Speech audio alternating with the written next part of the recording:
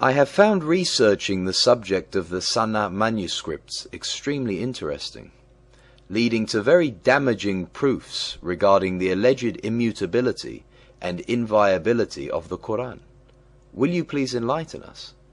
As our listeners already know, these Muhammadan fantasy assertions are contradicted by the very records of Muhammadan Islam, as we have repeatedly shown in our chapters.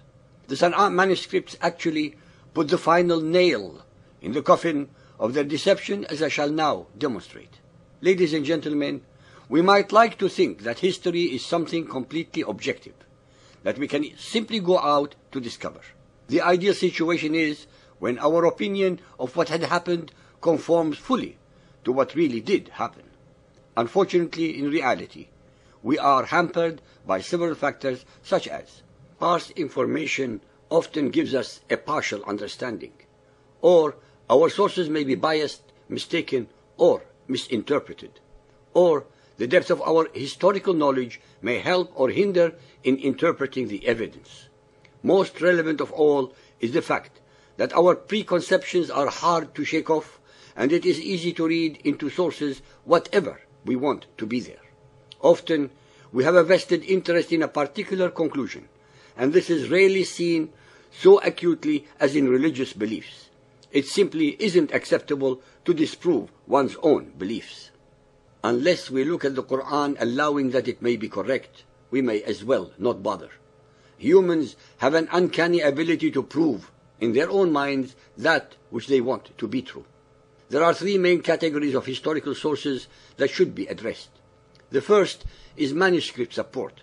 This helps us to see if the present-day works accurately reflect their original texts. The second is other written sources. These may take the form of inscriptions or documents that give us insight into the period concerned. The third is archaeological data confirming that a particular town, for example, was in existence at the time claimed, or the approximate date of its construction or destruction in battle.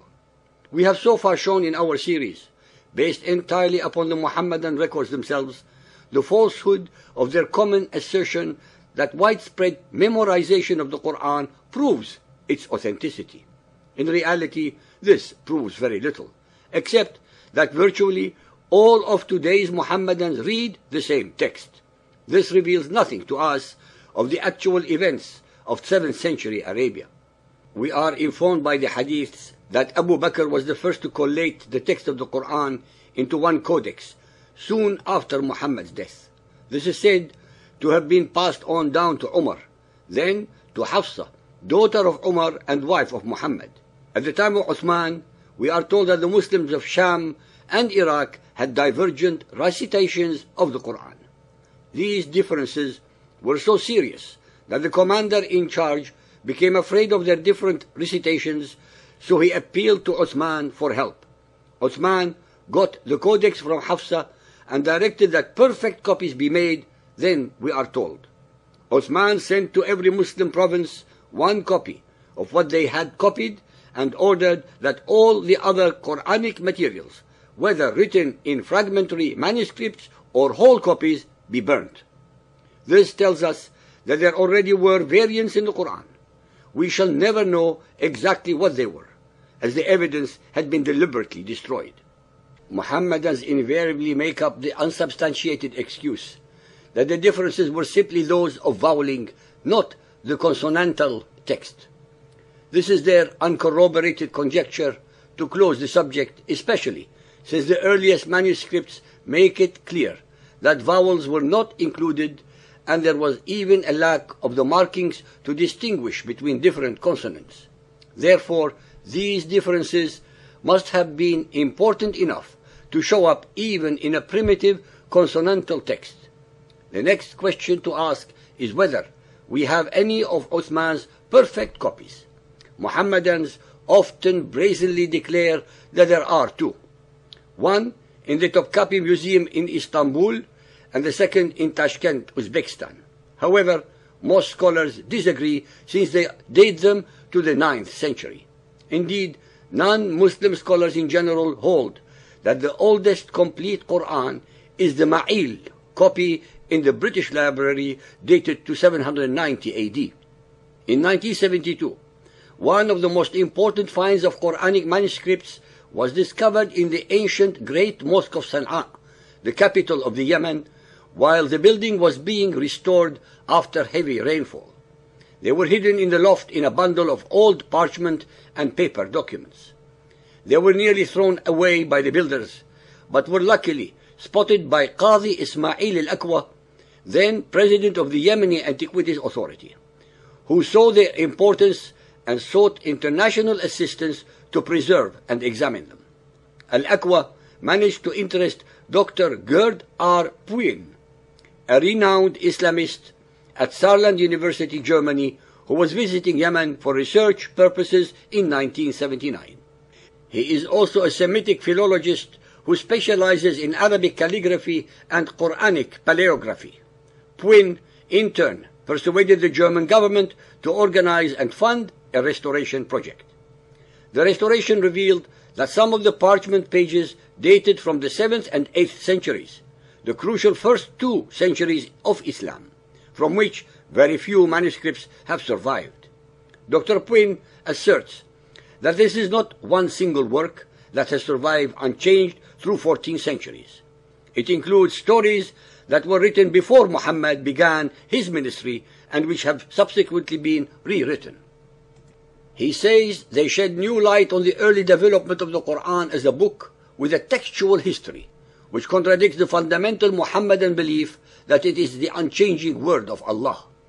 Puin's conclusions have sparked the usual angry, malicious, and threatening reactions from Orthodox Mohammedans. They have said, "I'm not really the scholar to make any remarks on these manuscripts," he said.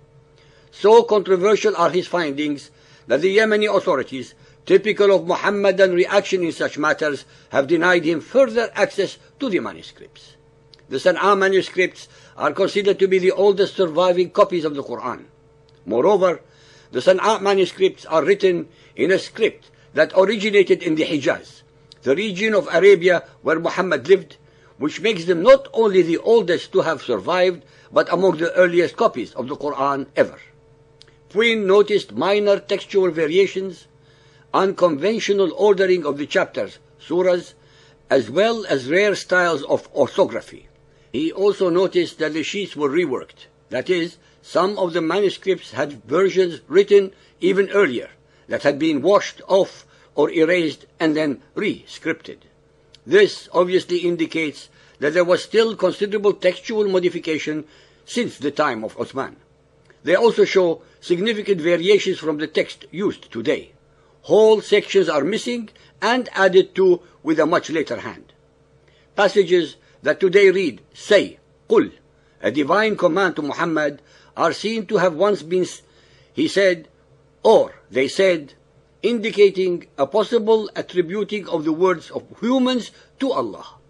Over 1,000 variants have been found within the first 83 surahs alone. Findings led Dr. Puin to assert that the Quran had undergone a textual evolution. In other words, the copy of the Quran that we have today is most certainly not the same as the one believed to have been revealed to Muhammad. This is something that Mohammedans obviously find offensive, since they have evolved the idea that they turned into a dogma, which is crucial to their beliefs that the Quran is considered to be the literal word of Allah, unchanging and permanent. The traditional Mohammedan view holds that the Quran was revealed to Muhammad by Allah in segments between 610 and 632 AD. That the revealed verses were recorded on palm leaves and flat stones and in the hearts of men, meaning memorized, and remained in this state during Muhammad's lifetime. In concluding part A of this chapter, I would like to remind our listeners that even the best authority on the subjects of the Quran, Hadiths, and their language is deemed incompetent and incapable by the Muhammadan scholars because he reveals the unacceptable facts about the Quran. Their negative mindset is a continuance of the Quranic instruction not to question its veracity.